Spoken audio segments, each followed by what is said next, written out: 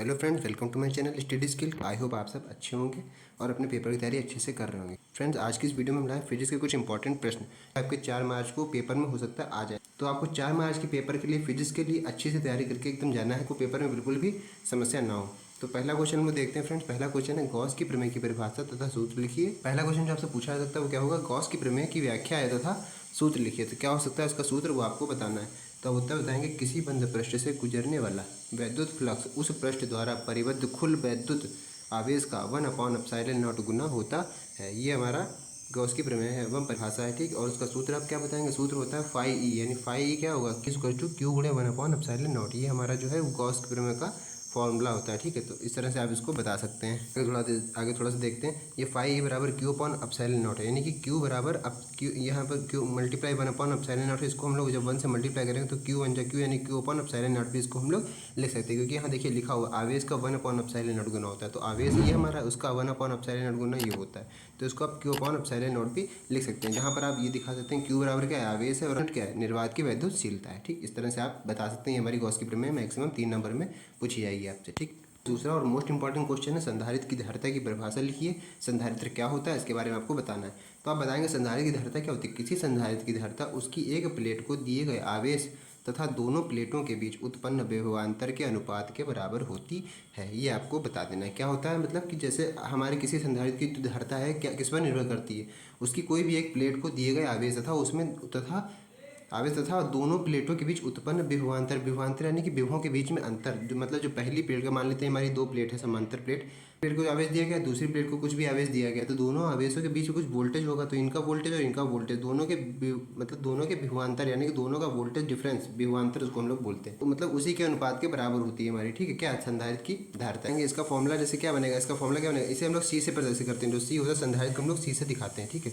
इसका फॉर्मूला बनेगा C is equal to Q upon V, यानी क्यू क्या है, आवेश, पर उसका जो विभवांतर वी यानी वोल्टेज, तो आवेश क्यू अपॉन वी को बता सकते हैं कि इसे हम लोग सी से प्रदर्शित करते हैं। उसका जो फॉर्मूला बनेगा वो क्या होगा, सी इज इक्वल टू यानी कैपेसिटर, यानी सी इज इक्वल टू क्या बनेगा, क्यू अपॉन वी है, यानी जो भी हमारे आवेश को वोल्टेज दिया जा रहा है उसका अनुपात, ठीक है, उसके अनुपात को ही हम लोग क्या कहते हैं, संधारित्र की धारिता कहते हैं, ठीक। इस तरह से आप इसको परिभाषित कर सकते हैं, ठीक। फिर अगला क्वेश्चन है फ्रेंड, जो कि मोस्ट इंपॉर्टेंट क्वेश्चन है, जो कि हर साल आपके पेपर में कहीं ना कहीं आपको जरूर देखने को मिलेगा। चालक पदार्थ की विशिष्ट चालकता क्या होती है, इसका मात्रक भी आपको लिखना है। तो किसी चालक की विशिष्ट चालकता क्या होती है वो आपको बताना है। तो विशिष्ट क्या बताएंगे, किसी चालक के पदार्थ के व्युत्क्रम का उस पदार्थ की विशिष्ट चालकता कहते हैं। मतलब क्या कह रहा है कि किसी भी चालक, कोई भी चालक है, उसके पदार्थ, कोई भी चालक पदार्थ है, उसके व्युत्क्रम को ही हम लोग उस पदार्थ की विशिष्ट चालकता कहते हैं। यानी किसी भी चालक जो है चालकता है उसकी हम लोग व्युत्क्रम कर दें, यानी कि उल्टा कर दें, तो उसको ही हम लोग विशिष्ट चालकता कहते हैं। इसे हम लोग सिग्मा, आधा ना देखते हैं हिंदी में, आधा ना से प्रदर्शित करते हैं। इसे देखिए सिग्मा बोलते हैं। Sigma equal to 1/ρ। पी है या रो भी, जैसे पी ऐसा दिखता है उसको हम लोग रो बोलते हैं, ठीक है। तो इक्वल टू 1/p, यानी कि पहले क्या था, ये केवल रो होगी, उसको हम लोग विक्रम कर दिया यानी कि उल्टा कर दिया, तो उसको हम लोग बन गई ये विशिष्ट चालकता बन गई, ठीक है। तो इसका मात्रा का बताएंगे, मोह मीटर इनवर्स। मोह मीटर इनवर्स क्यों बोला जाता है, क्योंकि रेजिस्टेंस का मात्रक होता है ओम, ठीक है, ओम होता है। तो अब यहाँ पर क्या बोला गया था, व्युत्क्रम जब उल्टा करेंगे तो क्या रहेगा, 1/ओम हो जाएगा, 1/ओम हो जाएगा। तो इसको जब हम लोग ऊपर लेके आते हैं तो क्या होता है, ओम को ही हम लोग ओम इनवर्स लिखते हैं। क्या लिखते हैं, ओम इनवर्स लिखते हैं, ठीक है। ओम या इनवर्स या मोह भी लिख सकते हैं। ओम इनवर्स लिखते हैं या इसको हम लोग मोह भी बोलते हैं, ठीक है। तो मोह या ओम इनवर्स एक ही बात है। तो यहाँ पर देखिए मात्रा क्या बनना है, हमारा क्या बनना है, मोह मीटर इनवर्स। यह मोह को ही हम लोग क्या लिखेंगे, ohm inverse dash metre inverse, ठीक है। देखिए मोह को ही यहाँ ओम इनवर्स लिखा गया है। इस तरह से आप बता सकते हैं इसको, ठीक है। तो ये भी फ्रेंड्स इसको अच्छी तरीके से आप तैयार करके जाइएगा। आपको पता होना चाहिए चालकता और विशिष्ट चालकता और प्रतिरोध में क्या अंतर है, ठीक है। ये आप पढ़ के जाइएगा और मात्रा भी इसको देख लीजिएगा, ठीक। अगला क्वेश्चन है फ्रेंड, वैद्युत द्विध्रुव आघूर्ण से आप क्या समझते हैं, मतलब बताना है, ठीक है। वैद्युत द्विध्रुव, तो आपको बताना है कि वैद्युत द्विध्रुव आघूर्ण होता क्या है, वो आपको परिभाषित करना है। कैसे बताएंगे, वैद्युत द्विध्रुव आघूर्ण, वैद्युत आवेश Q, वैद्युत आवेश की लंबाई, वैद्युत आवेश आप हेडिंग लिखेंगे, वैद्युत द्विध्रुव की लंबाई 2L के गुणनफल को वैद्युत द्विध्रुव आघूर्ण कहते हैं। यानी वैद्युत आवेश कोई Q, यानी कि हमारे पास कोई 2 आवेश है, प्लस Q और माइनस Q, इन दोनों के बीच की दूरी है 2L। तो यहाँ पर डेफिनेशन क्या लिखी हुई है, वैद्युत आवेश तो यहाँ पर डेफिनेशन क्या लिखी हुई है, वैद्युत द्विध्रुव की लंबाई 2L के गुणनफल को वैद्युत द्विध्रुव आघूर्ण कहते हैं। जो यहाँ पर वैद्युत द्विध्रुव की जो लंबाई है 2L, उनके दोनों के गुणन को ही हम लोग आघूर्ण कहते हैं। इसे हम लोग इसे दिखाते हैं P से प्रदर्शित करते हैं, यानी कि रो P टाइप में जो बना है इसको हम लोग वैद्युत द्विध्रुव आघूर्ण से दिखाते हैं। इसको किसके बराबर हो जाएगा, इक्वल टू 2QL, यानी कि 2L ये जो इनके बीच की दूरी थी, और Q यानी कि जो आवेश थे, तो 2QL आप लिख सकते हैं। यहाँ पर रो इक्वल टू क्या है, 2L multiply Q, 2L Q यहाँ से ही आया है, ठीक है। दिखाने के लिए मैंने लिखा है 2L Q, अब यहाँ इसे लिख सकते हैं। 2L यानी कि जो लंबाई है और क्यू यानी कि कोई एक आवेश, तो उनके बीच की दूरी को ही हम लोग वैद्युत ध्रुव आघूर्ण कहते हैं। ठीक है, मल्टीप्लाई करके निकाली जाती है ये। क्वेश्चन है वैद्युत क्षेत्र की तीव्रता की परिभाषा तथा मात्रक भी लिखना है आपको। वैद्युत क्षेत्र की तीव्रता क्या होती है और उसकी परिभाषा भी लिखेंगे और उसका मात्रक भी बताएंगे। तो उत्तर में आप लिखेंगे वैद्युत क्षेत्र में किसी बिंदु पर स्थित परीक्षण आवेश यानी Q0 पर लगने वाले वैद्युत बल तथा परीक्षण आवेश Q0 है ना, जो परीक्षण आवेश है हमारा Q0 के अनुपात को ही वैद्युत क्षेत्र की तीव्रता कहते हैं। एक बार फिर से देख लीजिए, वैद्युत क्षेत्र में किसी बिंदु पर स्थित परीक्षण आवेश पर लगने वाले वैद्युत बल तथा परीक्षण आवेश के अनुपात को वैद्युत क्षेत्र की तीव्रता कहते हैं। यहाँ पर आप क्या बताएंगे, इसे हम लोग ई से प्रदर्शित करते हैं। इसका मात्रक न्यूटन पर कूलाम है। न्यूटन पर कूलाम यहाँ पर है। यहाँ पर देखिए E equal to F upon Q0 है। ठीक है, एफ का मात्रक क्या होता है न्यूटन और Q0 यानी आवेश का मात्रक आप जानते हैं कूलाम होता है। तो इसको यहाँ से मात्रक बन के आएगा एफ अपॉन क्यू यानी कि न्यूटन पर कूलाम। ये इसका सूत्र है और इसका आपसे अगर मात्रक पूछा है तो मात्रक आप बताएंगे न्यूटन पर कूलाम। ठीक, इस तरह से आप इसको तैयार करके जाइएगा। पेपर में 100% पूछा आता है, या तो कोई बहुविकल्पी प्रश्न में आएगा या तो आपसे अतिलघु में आ सकता है, या तो इससे रिलेटेड कोई ना कोई एक न्यूमेरिकल आएगा। तो इसको आप अच्छी तरीके से तैयार करके जाइएगा।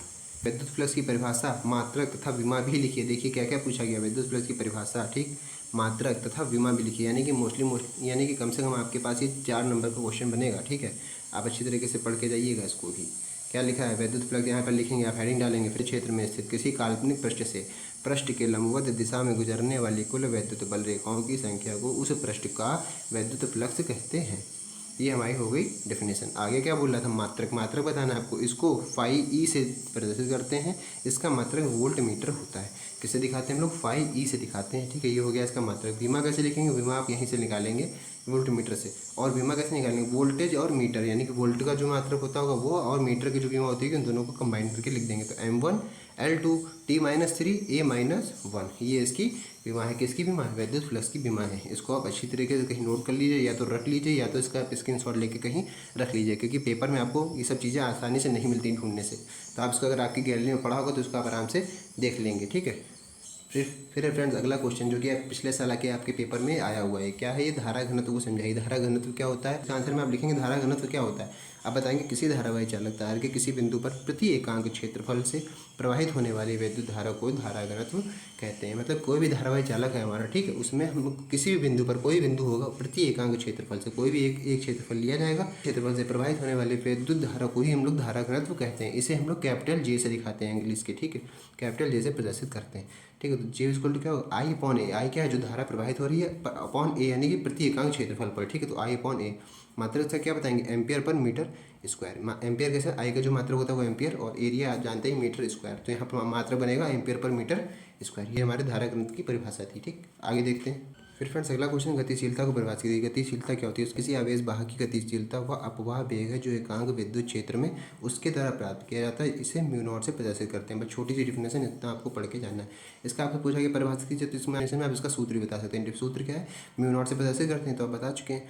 म्यू0 equal to VD upon A. VD क्या है, वेग है, और ये आप जानते हैं विद्युत क्षेत्र है। तो इस तरह से आप इसको बता सकते हैं, छोटा सा आंसर है। तो फ्रेंड्स ये कुछ इंपॉर्टेंट क्वेश्चन थे जो कि आपसे अतिलघु में भी और लघु में भी पूछे आते हैं। वो तैयार करके जाइएगा, और वीडियो अच्छा लगा हो तो वीडियो को लाइक कीजिएगा और अपने फ्रेंड्स में भी शेयर कीजिएगा। अगर चैनल पर नए हैं तो चैनल को एक बार सब्सक्राइब कीजिएगा। मैं इस तरह की और भी इंपॉर्टेंट वीडियो लाते रहता हूँ। तो फ्रेंड बस आज की वीडियो में इतने, मिलते हैं नेक्स्ट वीडियो में, तब तक के लिए जय हिंद।